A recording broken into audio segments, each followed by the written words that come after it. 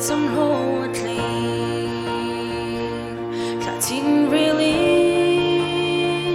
Zalini and Liam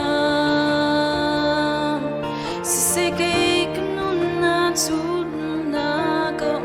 Velo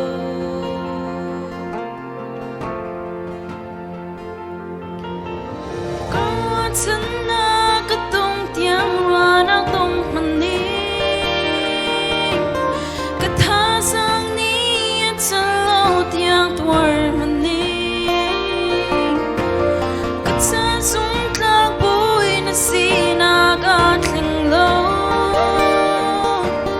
katsahoy tabing na sinag azur laylo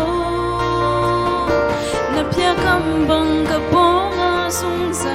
nung ta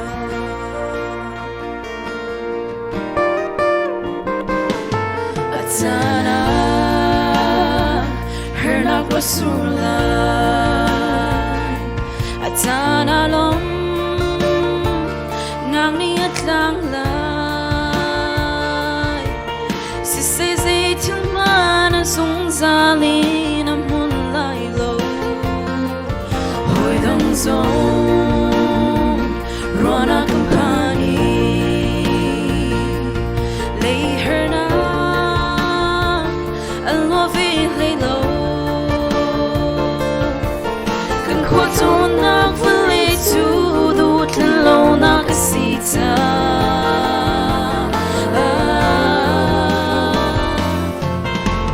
Kurwatan na katong tiang rana tong mani Kathasang ni at salo tiang tuar mani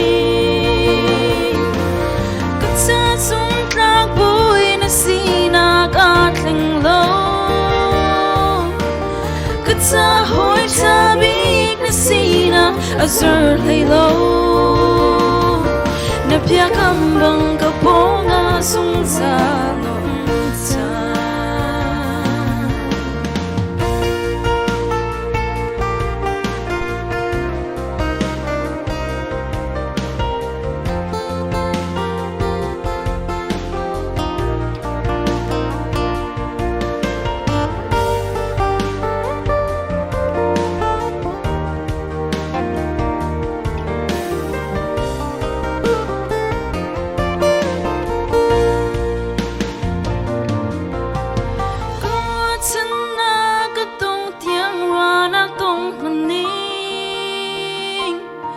Kathasang ni at salo tiang tuar mani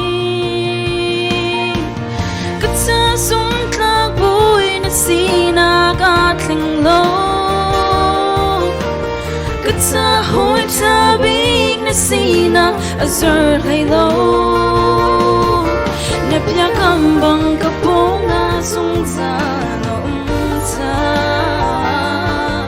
Zay tilbot lang se Kachim lai amen